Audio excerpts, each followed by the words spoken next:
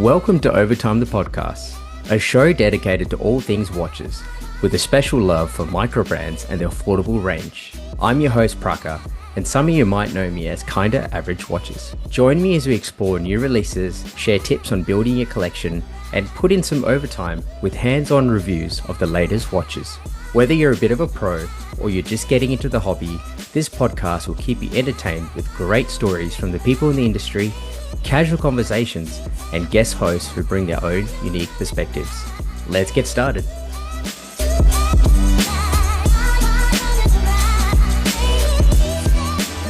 Welcome to Overtime the Podcast, proudly sponsored by Watchpoint. James, how's it going? I'm doing very, very well. I'm a little bit excited about tonight's recording. We've got a very special guest to come on board with us. Definitely. I am very excited as well. So this has been, feels like a little while in the making, and I'm so happy to introduce none other than Nicholas Bowman-Scargill, the Managing Director of Bristol's finest, Fears Watch Company. So Nicholas is responsible for the re-establishment of Britain's oldest watch companies, one of Britain's oldest watch companies, and it was originally founded by his great-great-grandfather, Edwin Fears, in 1846. I'm so excited to have arguably the best dressed brand owner in the history. Welcome to Overtime, Nicholas. How are you doing? Thank you very much. That's a wonderful introduction, and I'll pass the compliment on to my tailor. He'll be very pleased to hear. No, it's great to be speaking with you, gents.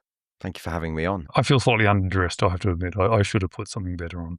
Fantastic. Thank you so much. We really appreciate your time. I know you're a busy man. We just spoke about how you have meetings back to back to back. So really appreciate you taking your time to come on the podcast and to share, yourself, the brand, to our audience, the guys down under. And we'll definitely appreciate that. So thank you very much.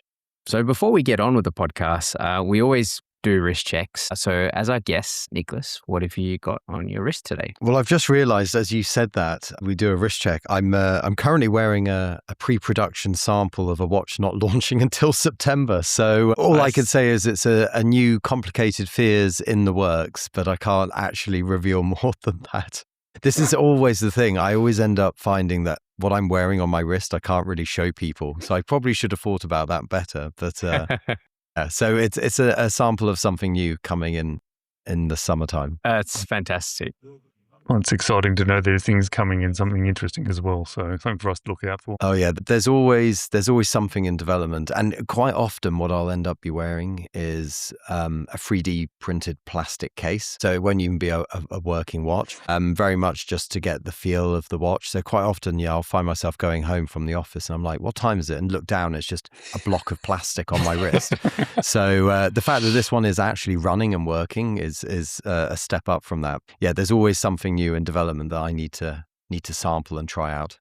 I can imagine with 3D printing, you can sort of evolve that quite quickly as well, which is quite a benefit. Yeah, I mean, that's the great thing now is like, even 10 years ago, it was really difficult to get case shapes right and stuff. And it's something that's always been important to me. So it's great now that we can rapid prototype stuff and make adjustments really quickly. That's exciting. Awesome. Well, a little sneak peek for the audience. I think that's definitely worth it, even though we can't actually see the watch on your wrist. Appreciate that. All right. Well, James, what have you got on your wrist, mate? Oh, well, I've gotten the habit of wearing two watches. It's only because it's in the evening over here and we record in the evening. And by the time I've finished dinner and sit down, I might put another watch on just to be able to have two watches on. So I've got my new watch that's just entered my collection. It's an Audion Stromlini, which is just a very small brand. A French guy who lives in Germany, 3D rendering his own cases and having them CNC machined over there in Germany, and just very much hand assembling himself. It's just something very cool and different and retro. He's sort of certainly working his way back into the stylings of the 90s and stuff. But since we have an English brand on today, and this is the closest that I have got to it, it's my Christopher Ward Dartmouth first generation, which is also one of my most worn sort of everyday kind of watches. So it was the closest that I could get to an English watch for the episode. That's very nice. I always love how slim those cases are. Oh, like the Dartmouth, really nice case proportions. Yeah. Mm-hmm. Yeah, it's one of just my go-tos. What about you, Praka? You're be quite interested to know what you're wearing tonight. So for the episode, I borrowed my best mate's watch, the Fears Redcliff 39.5 in the black dial. Yeah, I've had the pleasure of borrowing it for the last day or so, and I will have it for a week, and I'm thoroughly enjoying it. It is such a beautiful watch. I don't know if it's coming into focus. There we go, folks. If I can clip this, I will. It is such a stunning watch. It's just impeccably finished. It wears so well on my wrist as well. I know I have a small wrist, so I'm very careful with the proportions and what I want to wear. And yeah, and this one's it's got a bit of a story, I guess. My friend wanted this, and I think he reached out to you guys because it was sold out everywhere. Is there any chance that you might have one of these somewhere in the back of the warehouse or something? And I think you had one in one of your retail partners, and then they ended up shipping that one. So yes, he's very happy that he got his watch on his wrist, and I'm happy that I have it on my wrist today. Thank you. So you're finding it comfortable on the wrist? Yes, very comfortable. I wore it all day today, so I was in the office all day today. I got a compliment or two as well, so I must add. That's what we like. Yeah, it's just a classic design, I guess. It's a steel sports watch, done really well, and a Garda done really well. So yeah, I can't really pick any faults in it. And I've been, so it's been day one of me wearing it all day. So I have a couple more days of enjoying it. So I will enjoy it to its fullest. Fantastic. Well, I have to say, it's always important to me about I have quite small wrists, so for me, I always like a watch to have a good proportion. Like it's got to be comfortable. It's got to have a good balance. And so, yeah, it's always nice when people say how much they enjoy wearing it, how comfortable it is. It's like, okay, good. We did our job well in Bristol. Definitely. Awesome. All right. Well, wrist checks out of the way. Let's get into some questions. Got a couple of questions here. But before we sort of get into the real nitty gritty of the brand and everything else, myself, James, and the audience, we want to know a little bit more about yourself. Where are you from? What was your journey before watches in general, or were you always into watches? Well, I mean, I would say I've got quite an unusual kind of background that's led me to what I do today, even though it does feel like everything I've done in the past was leading to this point. So in terms of watches, it's a cliche to say I've always been into watches, but I probably first realized how much I liked watches and was interested in them when I was about 6 or 7 years old. So, really pretty young, I started to appreciate watches. And when I was 10, I was allowed to pick out my first watch. So my very first watch was my parents gave it to me so I could learn how to tell the time. And then when I was 10, I actually got the choice of going to the shop and picking out a watch, which was very fortunate. I never really thought about working in watches beyond, when I was at school, I had a weekend job and I worked at a jeweler's. So, I was very pleased that they didn't sell many brands, but I researched the brands and I enjoyed, selling those. But really, it was when I was at university, I kind of was starting my watch journey proper, I would say. So I did a degree in pure economics. The reason was I wanted to go into investment banking. So I did an internship with Deutsche Bank, and this is in the mid-noughties, purely because though banking sort of interests me, what I was more interested in was bonuses, because bankers, especially in that period, were earning huge bonuses, and big bonuses meant big watches, or at least the ability to buy big watches, right? And so, I'm all set. That's what I'm going to do. I love watches. I want to buy nice watches, build up a nice collection. But you've probably started doing the maths in your head. He graduated in 2008. So I graduated as the whole financial world, everything that I'd been sort of, gearing myself up for, blew up in my face. And so I had to very quickly kind of scramble around, look for a new job. And I got a job working in marketing, in public relations. And it was a great job. I really enjoyed it. But after a few years, began to realize, you know what? Every time you launch something, you spent months building up to the launch. It launches and then it's done. It's over. And actually, I want to do something where at the end of the day, I feel like I've done more than just move pixels around on a screen, more than just making phone calls. I mean, spoiler alert, fast forward to 10 years of running a watch company. What do I do all day? I move pixels around a screen and spend my time on the phone. So don't always get what you wish for, I guess. And so it was around Christmas 2010. I sat down with my husband on Christmas holiday and said, look, as much as I enjoy working in PR, I actually want to do something different. I want to do something with my hands, something I'm passionate about. And along with watches, I've also always had a passion and interest in trains. So I looked into becoming a train driver or becoming a watchmaker. And in the end, watchmaking won out. And I basically spent the first part of 2011 writing a 2-page covering letter to all the big watch brands who had a workshop here in the United Kingdom saying, look, I've got a degree in pure economics. I've worked in public relations. I think I'm the ideal candidate to become a watchmaker. Very logical career path.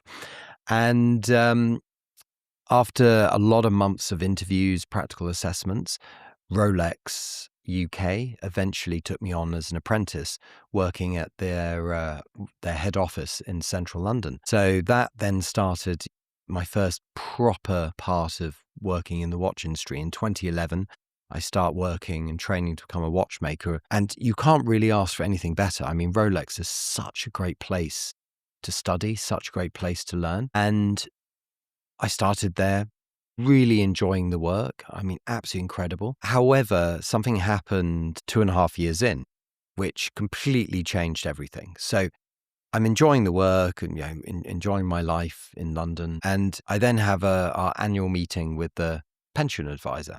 And the Rolex pension's really very good. So the meeting goes well. And at the end of the meeting, the gent looks at the paperwork and makes a joke, probably a very bad pension advisor joke. He looks at the paperwork and then looks at me and goes, well, only 39 more years to go. Ha, ha, ha. And so, we have a laugh about that. And I go back downstairs, and as I'm walking back into the workshop, it suddenly hits me. This is what I'm going to be doing for the rest of my working life. And though I enjoy this job, I kind of feel like there's something more, something else I want to do. And so I spend the next few weeks my head's all over the place. Everything that I'd believed in, everything I'd been working, I was like, actually, I'm not sure if this is right anymore. So I go back home a few weeks later to my parents, and over Sunday lunch, I eventually pluck up the courage to say, look, I know I was going to go into banking. Then I worked in public relations, now working as a watchmaker. I think I want to set up my own business, but I don't know what industry that would be in. But I feel like I actually might have an entrepreneurial spirit. And over Sunday lunch, as my mum's serving the roast potatoes, she jokingly says, well, darling, why don't you restart the family watch company? And I'm like, what family watch company? And so even though she had told me when I started at Rolex that my great-grandfather and his father had been watchmakers in Bristol, I'd always assumed they'd been independents. They were there in a dusty workshop repairing the odd clock or watch. What I hadn't appreciated was actually they ran the largest watch company in the west of England. And as it turned out, a watch company that at its peak employed 100 watchmakers here in Bristol. And so that Sunday lunch in 2014 very much changed everything. It was a real light bulb moment of, I think I know what I'm going to do. I'm going to bring my family's company back to life. I'm going to restart and continue the family legacy. And so, as you can see, over time, it's kind of like my background has been giving me lots of little areas of skills, skill sets to build me up to what I do today, but there's no direct path, as it were. Oh, that's definitely an interesting way. One of my questions, or what I wanted to really get out of it, was, did you go into watchmaking knowing that you eventually wanted to revive your family's legacy? But sounds like no, you just happened to get there. It's amazing. And I suppose people say something is in the blood. I mean, my interest in watches, my wanting to become a watchmaker, this was before I realized that, of course, looking at the family history, that's what I would do. But it's just that was what's in my blood, my interest, my passion, and, dexterity to do it. It's amazing. Have you found yourself retracing some of the steps of your ancestry, like physically where they were doing the watchmaking and things? Well, the thing is, Bristol suffered very badly in the Second World War in the Blitz. And so all the old original premises have all been long gone and blown up. But for me, it's very important that, I'm talking to you from our head office in Bristol. My home is actually in North Yorkshire, in York, which is a 4-hour train journey away. And a lot of people question, well, why on earth do you live and work in completely different places? And I go, well, the fact is, I may own fears. I restarted it, but it's my family's legacy. This company is far bigger than I am. And so it's more important that it's located in its historic city, its home, then located down the road from where I live. And so I'd say that's probably the biggest extent I've done, making sure that we're in Bristol. We employ people who live in Bristol. It's a real, for me, that's very important. If you're lucky enough to have incredible heritage, this year is our 180th anniversary of Edwin Fear first starting the business. 10-year anniversary of my restarting it. If you have that incredible heritage, you can't just benefit from it. You have to pay respect to it. You have to give back to it. And so by locating the company here in Bristol, that's pretty key. That's lovely. Yeah, well said. I did find it very interesting that when we see British brands, we'll get to the whole alliance thing a bit later on. A lot of it is based out of London.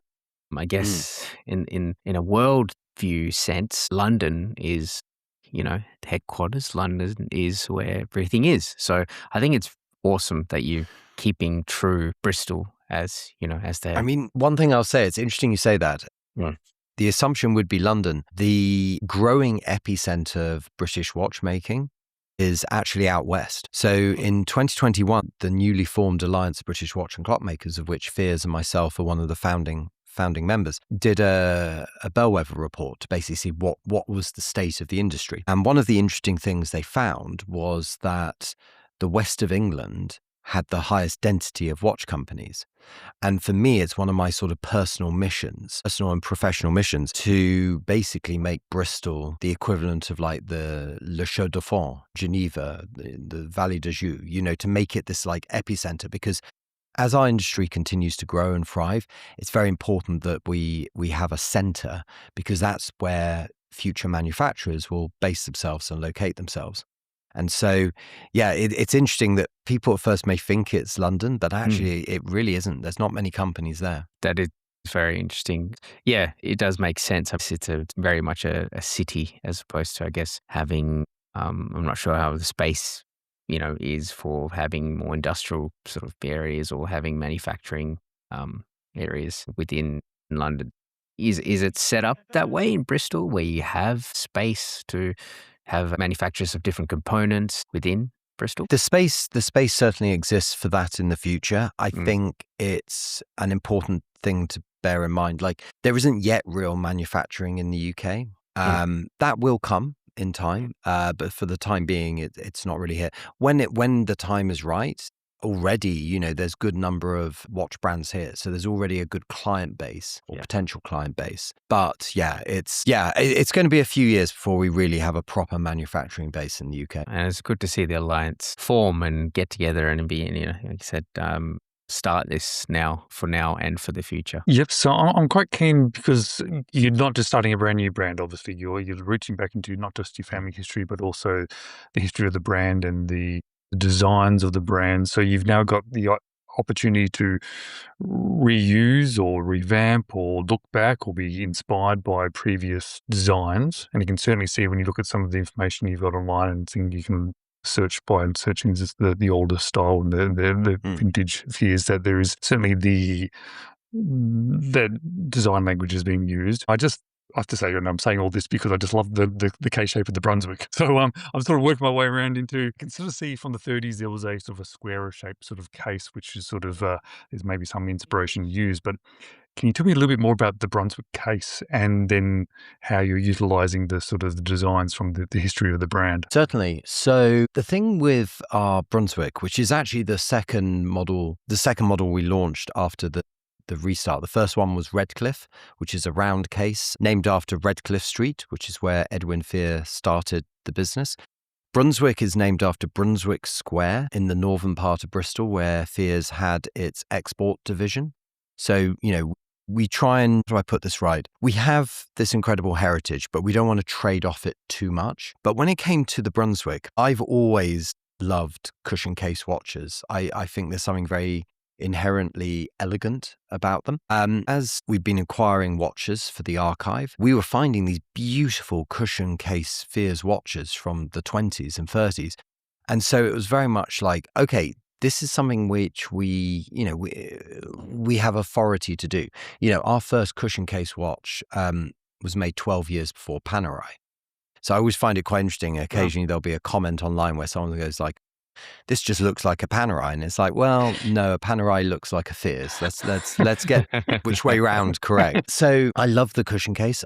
But for me, I want something that's always rounded. It's got to have a very smooth bezel.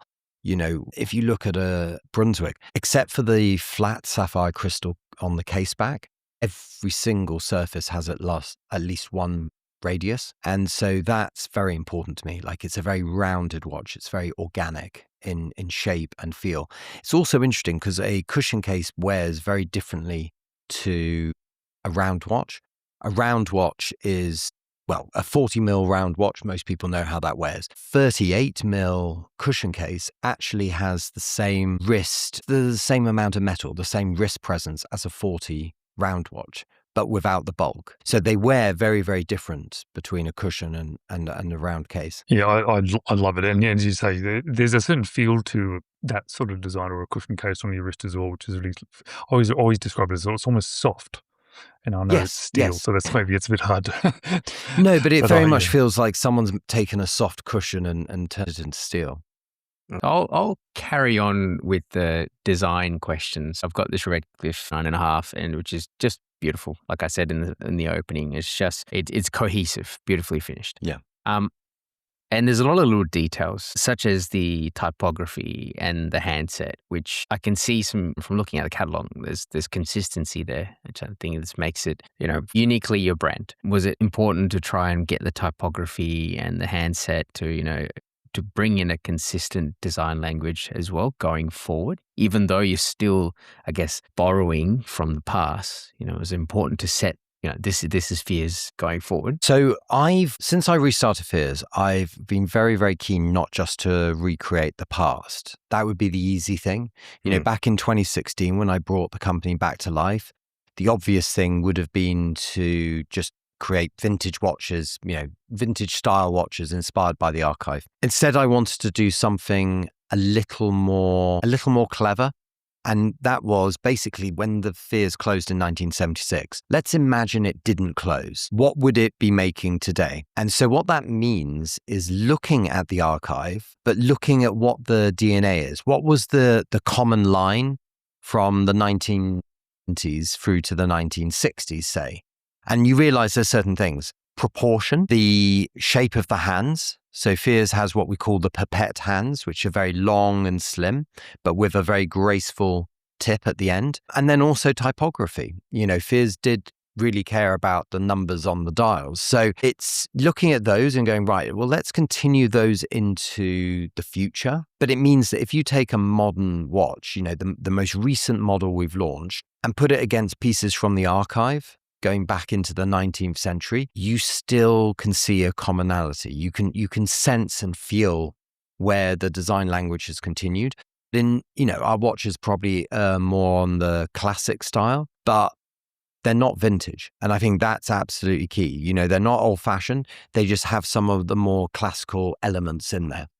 And I just have to ask, because it just came to my mind as well, like you're rebuying some of the old watches, trying to look out there to try and bring some back into the business itself, looking for some vintage watches on the market? So yeah, when I'm at the point of restarting my family's watch company, there was paperwork, but there were no physical watches. So members of the family had paperwork, which they kindly donated, but I had to basically go on eBay and find and acquire actual physical watches. And it took a while before I found some that really began to give me inspiration. The watches, I was like, this is what a Fears watch used to be. Elegant, understated, and accessible. Now, nothing Fears makes is cheap, so we have to take that as a starting point. But Fears always historically made watches that were priced in that sort of 1 to 1.5 months of the average salary. And that's kind of what Fears does today.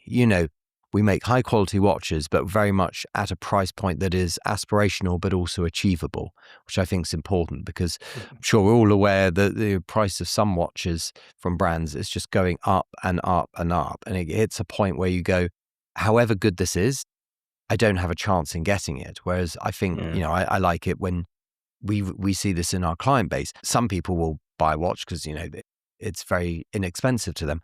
Whereas for others, they'll spend over a year or two saving up to buy it. That's what I did when I bought my first watches.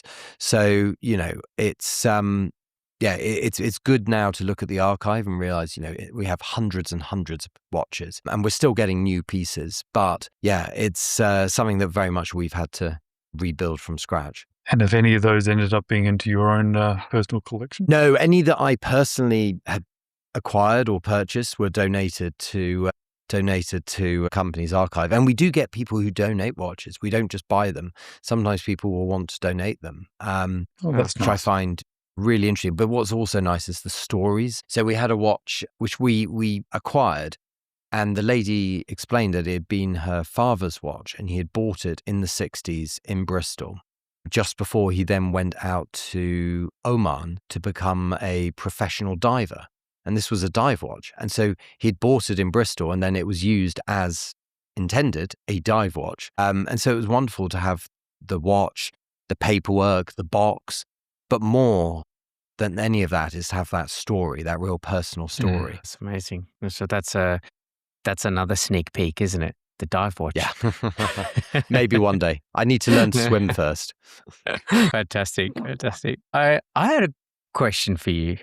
So obviously doing my preparation, reading through some information, going through some of the interviews and other stuff that you've done in the past, I came across something and I'm not going to give it away. I want you to tell the story as is, but I'm sure the listeners want to know this. So during the pandemic, I heard you had to find some creative ways to fund the brand and keep it going.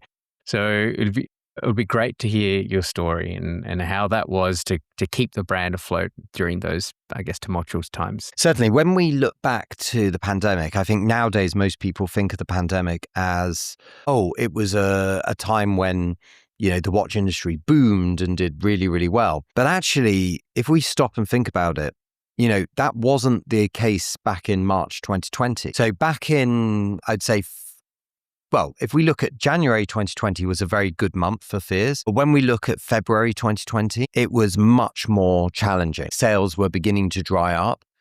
People were scared. The world was an uncertain place. When we get to March 2020, sales just fell off a cliff.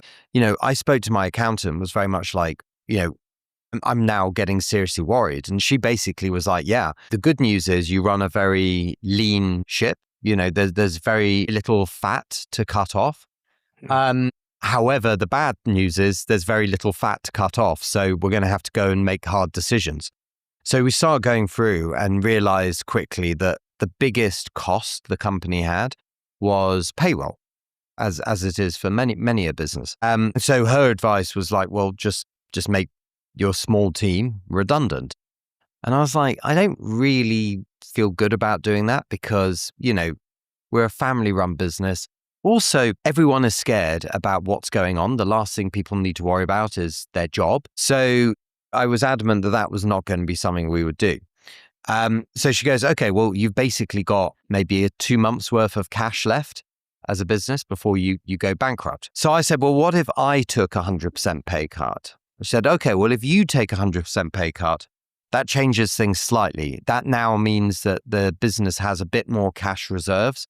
So maybe an extra month or so. So I go home and I say to my husband, right, I've decided to do this. And he goes, well, that's very, honorable, but how are we going to pay the mortgage, right? Like we've got our own costs and I need my income. And so I realized when going to bed that night, like, okay, I'm now the one that's in trouble.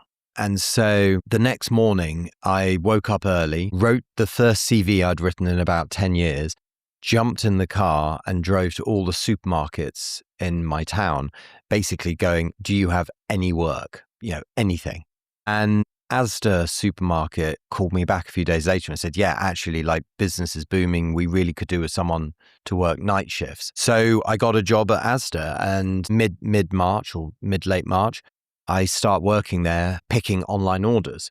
So when basically, you place your order online for groceries, that goes through to the store. And then that person was me, was going around with a big trolley, picking all the items off the shelf. And I started doing that on the 24th of March. And for 3 months, my daily routine was wake up at 11 o'clock, start work at midnight, finish at 8 a.m., so an 8-hour shift, come home, sleep for an hour, wake up, and then run Fears until about 5 o'clock in the afternoon, take a sleeping pill, sleep for 6 hours, wake up and rinse and repeat. And I did that every day for 3 months. Now, of course, what we know is by the time we got to June, probably around, June 2020, the watch world had started to pick up. People had been sat at home, saving money, going down the rabbit hole of watches. And very quickly it was like, right, people are buying again. And because we had not made anyone redundant, we hadn't furloughed anyone, we were in a position where we were able to kind of capitalize on that quite quickly. And so I left the supermarket and went back to working, I was already working full time at Fears, but working double time at Fears. And 2020 ended up being an incredible year. The business more than doubled and really kind of set us on the path of growth that we're continuing on today. That's incredible. What a story. Yeah. There's not many people who would do that, and not many companies that would do that. To be able to carry on, not just for the sake of the business, but for the people that work there as well. And I think that really ties into what you said earlier about your family's heritage in Bristol and you wanting to foster and keep the watchmakers and the people that work in the industry going. That's, kudos to you. Well done. I can't help it. I need to ask, what watch were you wearing when you were filling these orders overnight? That's a good question. So I wasn't wearing a Fears because I didn't want it to get too banged up. Even though it could have taken a bit of bashing, I didn't want to cause it unnecessary scratching. So I wore Seagull 1963 Heritage Chrono because it was the only chronograph I own and a very practical watch to wear. And so, that was the watch I wore every day. And it was very interesting because on one of my coffee breaks, people obviously learned that I ran a watch company and someone said, "Oh, what watch are you wearing?" So I explained, it's this Chinese-made Seagull Chrono. I said, it's not a particularly expensive watch, but it does the job.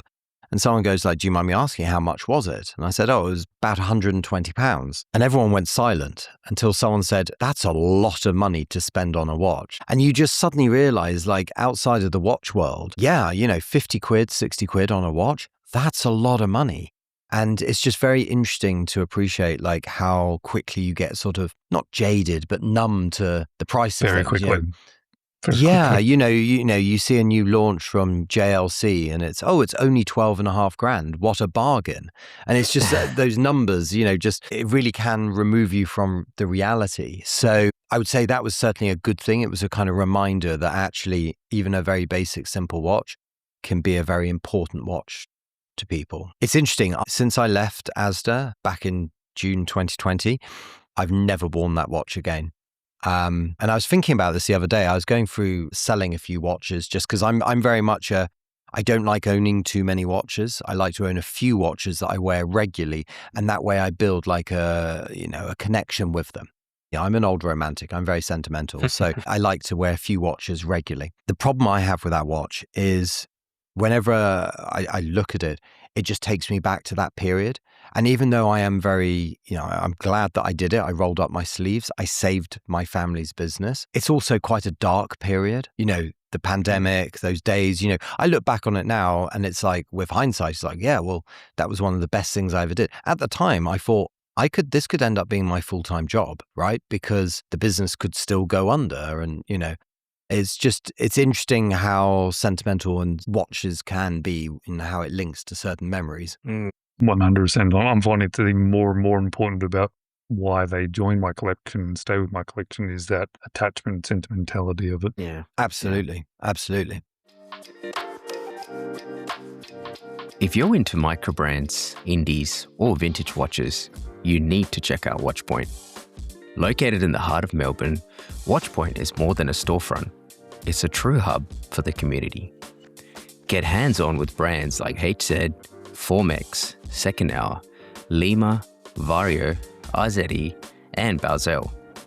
Plus, through their partnership with Time Only, you can now explore German indies from Zinn, Hanhart, Damasco, and Müller in person. Not in Melbourne? No worries. Head to watchpoint.com.au to discover new releases, stay informed with editorials, and find your next buying guide. So stop by Shop 202, Level 2, 220 Collins Street in the Manchester Unity building to find your next timepiece.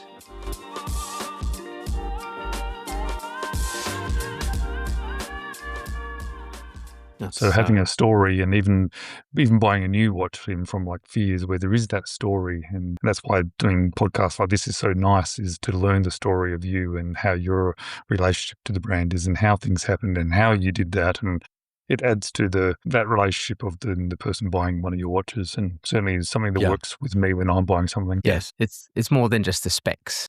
I think we always have to keep coming back to that. Yeah. Yeah, I mean, a watch is more than the specs in terms of how it makes you feel. Brand is very important. You know, one of my personal watches that I love to wear at the weekend is a Breitling. And it's very interesting because, you know, I know that this watch, you know, I know that the movement is not special. It's not in-house. I know that the watch is, you know, it's well made, but it's not exceptional. But I love that watch so much. Every time I put it on, it just brings me so much pleasure. And you realize the power of that. Like, that's something that you can't put a price on. It's not something, you know, that could be determined by a spec table. Totally. Let's talk now the Redcliff Pastel, which is your latest release. Super fun, colorful twist of what I've got on my wrist right now. How did that launch go? Where did you think of, you know, let's do this. Let's bring these vibrant colors. How did you get to that decision? So if we go back 12 months, Fears had just launched a collaboration with Studio Underdog. And I'm very good friends with Richard Bentz, the founder of Studio Underdog.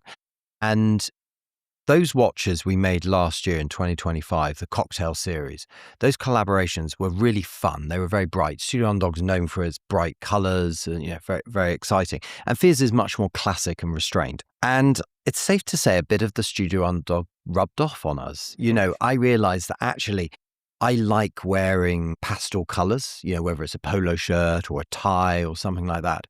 And I realized that actually these colors could work very well on a Fears because they're still elegant. They're still sophisticated. Don't get me wrong. They're fun. They're summery, but they still have a level of refinement that is right for a Fears watch. I also like the fact that, you know, when you think of pastel, everyone thinks of the color, whereas my mum does art and she creates beautiful pieces of art.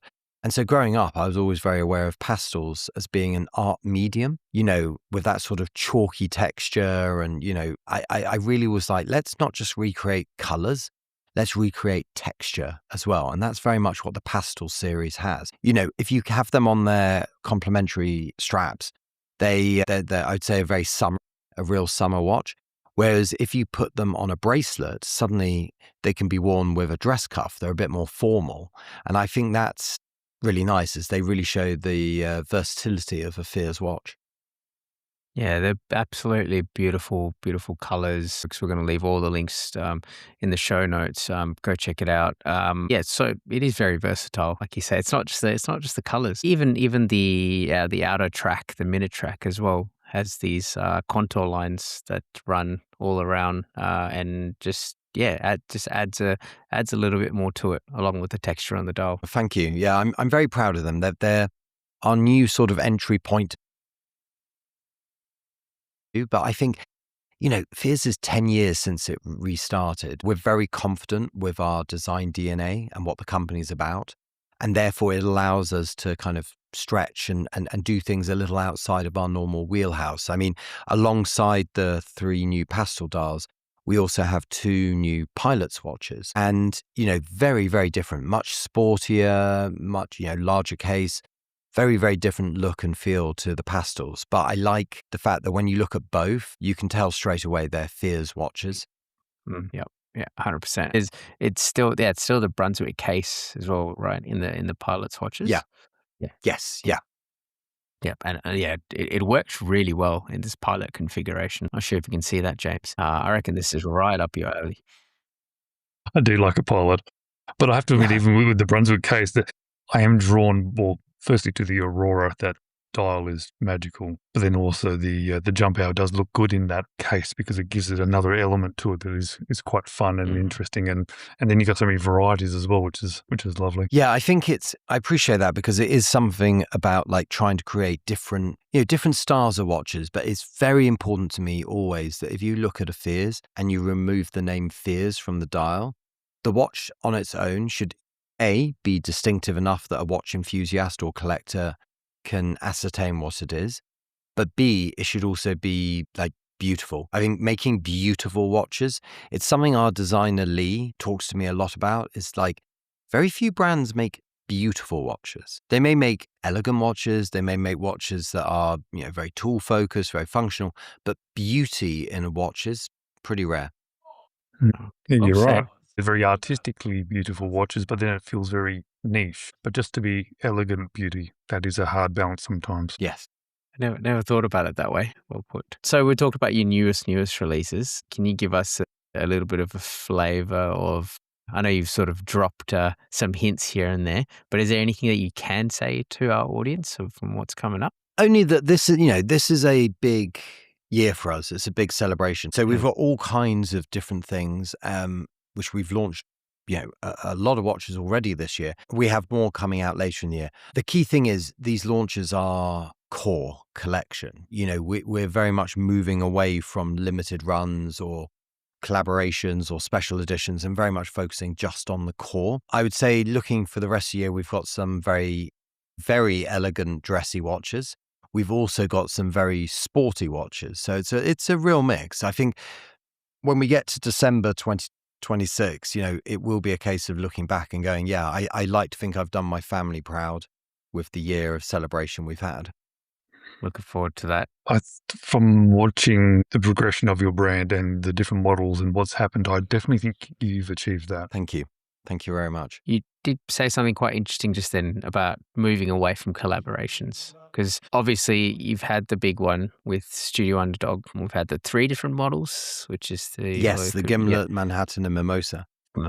And we were just, I think James sent me a link to it about before. There's one up for sale. When people are asking ask the price second hand of your watches, you've done something right. Yeah. Right. And you said you're moving away from them. Obviously, they were very successful, right? They were launched in British Watchmakers Day. There was, I've seen the photos, the videos, the people lining up the entire time of the fair. They were lining up just to get the watch. It was huge. And you've also had more, I guess, Garrick, who are a bit more high-end, elevated as well, and some other collaborations as well. So I do find it interesting that you say, no, actually, we're going to move away from that. Is that going to be a temporary thing, or is that going to, so you can focus on your core collection? No, I mean, we've been doing fewer and fewer projects over the years so that we can invest more and focus more on the core. We will probably always do some kind of collaboration, but I think when we did our first ones back in 2022 with a retailer, it was still very new to do a collaboration, whereas nowadays it's not. So for example, with our jump hour, in January 2023, we were one of the very first brands outside of truly high horology to do a jump hour, making it accessible. And you suddenly realize, here we are over 3 years later, 3.5 years later, jump hours are everywhere. Everyone is now doing a jump hour, which means that our China Blue jump hour that we launched last month in April is the final core jump hour that we'll make. So probably around the end of this year, we will be discontinuing the jump hour. And a lot of people go, well, that's crazy. Does it not sell? I say, no, it sells incredibly well.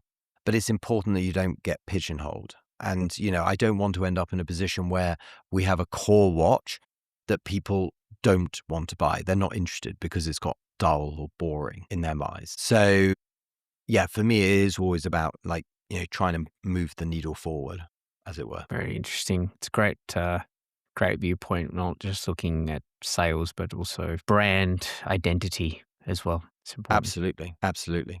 I have one more question before we get to the something interesting section. We mentioned the alliance of British watchmakers and clockmakers, and you are one of the founding members. I mean, how important was it for you to get involved in this and to be one of the founding members? And where do you sort of see this growing and heading the next couple of years? So I was delighted when asked to be one of the founding members of the Alliance of British Watch and Clock Makers. It's something very true to my heart. You touched upon it earlier. Yes, on the one hand, there's fears making fears watches, but there's the other side where, and maybe this goes back to having my degree in pure economics, where I'm very interested in the economics of the industry. It's very important to me that, even if Fears is thriving and doing very well, then other brands need to be as well. Otherwise, it's very lonely at the top, right? Like it's very important that everyone is doing very well. I think the future of the British watch industry is bright. Right now, today, there's over 100 watch brands in the UK. That number, it'll be interesting to see where we are in 5-10 years, because what we're beginning to see is certain brands kind of pulling away from the rest. And that's because they're, investing in their teams, their facilities. They're really beginning to kind of focus and establish who they are. So I am very excited for the future, because we're beginning to see a maturing side of the British watch industry now. Yeah. Awesome. I didn't know. 100 brands. That seems, Yeah. I'm so surprised. I guess we're going to do my research. I can probably only say about maybe 20 off the top of my head, maybe 30. But yeah, awesome. Well, we've come to the end of our questions sections. Thank you so much for your answers, and really appreciate you going into the detail and sharing not only things about yourself, but also your family's legacy. So yeah, thank you so much. Thank you. All right. So we do this bit in the podcast where basically we said this, it's something interesting. So you can either, it can be watch related, not watch related, TV show you've seen, watch, anything at all. So I, as a guest, sorry to put you in the spot, but, so would you like to share something interesting with the audience? Certainly. For the last 12 years, my husband and I haven't owned a TV. So a lot of TV shows pass us by. If we want to watch something, that means getting out a laptop and setting it up on the coffee table. So we never discover new stuff. We tend to rewatch, previous shows. However, I've just come back from a 2-week trip in the US for work, and I wanted something to watch, and on my tiny little iPhone screen. And Netflix algorithm did what it's meant to do. It recommended a show I'd never heard of before. I'm now halfway through season 2 already. It's not a brand new show, but it's called Designated Survivor. Oh, yeah. And it's just, I love it. I'm not someone who's particularly interested in politics, but I'm interested in like that sort of West Wing style of TV show where it's about politics. And I really like the premise. So Designated Survivor is about a chap who is quite a lowly Secretary of Housing in the US government. And when they have the State of Union address, he is the designated survivor. So he doesn't attend in person, because if something happens, it's not a spoiler alert, but in the first few minutes, that thing happens, which is the Capitol building blowing up and killing the government and the executive branch and Congress. You need to have someone who is the designated survivor, who is the person who would survive such an event and then can become president. And he's beyond the underdog, right? Like, this guy is more a professor than a politician. And suddenly this very unassuming guy is thrown into the spotlight as the new president of the US. And so it's all about like how he copes with that, how he deals with that. And there's something about the show I really like. I think they've got great actors, very relatable characters, actually. And yeah, I'm halfway through season 2, so probably give me a couple of weekends and I'll have finished the whole thing. I remember watching that show. It's an awesome show. I remember. Grabs you really quickly in the first episode. Just grabs you. It's like, oh, yeah, this is an interesting premise. Yeah. I remember saying something like Tom Kirkman for president. That was like my little tagline that I put out on Facebook or whatever it was back in the day after watching it. I still remember that. Oh yeah, great show. Of course, I will leave a link so people can go check it out if you haven't already. I'm always finding new shows to watch, even if it's 10 years after. Great little recommendation. Thank you. James, what's your... I've got a TV show as well, actually. It's partly because I just finished the last episode today, but also it ties in because it's an English show and it's quirky and it's really funny. And I just randomly clicked on it, and it's called Small Profits. And I doubt it's a well-known thing. It's about this guy working at a hardware store, and he's visiting his father in a retirement home type thing, and his girlfriend went missing years before, and his father said to him through his sort of loss of memory, said, well, why don't you grow the homunculi? And what is a homunculi? Well, apparently it's a little creature that tells you answers to truths, and so it's a little bit quirky, a little bit weird, but really funny. And it's only got 6 episodes. I think there might be a second season hopefully coming, but it's very subtle and very funny. Interesting. Yeah, Okay. I don't know if that was a very good description of the show, but it's definitely not like a sci-fi fantasy thing, but I laughed out loud many times. Nice. Okay. I've not heard of it, but I'll definitely leave a link in the show notes and I'll go check it out myself as well. I'll wrap it up with something that's not a TV show. So I think a couple of episodes, actually, no, I haven't released that episode, but a couple of recordings ago mentioned that just went to go watch the Michael Jackson biopic with my son. We had a great time, and that's just kickstarted a whole, he's now listening to Michael Jackson and he's trying to do all these moves dancing, and then I joined in with him. So it's been great. We're having a good bonding time and I'm really enjoying this. So his birthday's just gone and I thought, well, what should we get him, apart from the toys and everything else that he gets. I thought, it'd be cool if we go watch the musical, because it just happens to be that MJ the Musical is touring Australia. I actually saw an ad for it last year sometime when I was over east in Brisbane. Anyway, we're going to go in a couple of days, so I'm really looking forward to it. I heard that it's a great time. It's a musical focused around the Dangerous Tour, maybe, but I'm not really sure. So I haven't really looked into it too much. I don't want to know a lot. I mean, I kind of understand that it is going to be Michael Jackson's musical, so it's going to be about, the songs and everything else. And so I'm looking forward to that one. That'd be good. That sounds great. I didn't know they were in town. Yeah, I wouldn't mind seeing that too. Yeah, Crown Theatre. So I'll leave a link to show notes, and if anyone wants to go check it out, you should. Cool. All right. Well, that's it. We've come to the end of the show. So again, thank you so much for your time. You are a busy man and really appreciate that you've taken your time to have a chat with us today. And I hope you had a good time chatting with us as well. Thank you. And until next time. Thank you so much for taking time out of your day. No, thank you very much for having me. It's been great chatting with you. Awesome. All right. Well, if there's nothing else, we'll leave it right there. Cheers. Thank you for listening to Overtime the Podcast. I hope you enjoyed the episode. You can find us on our Instagram at Overtime the Podcast, at Kinda Average Watches, or flick me an email on overtimethepod@gmail.com.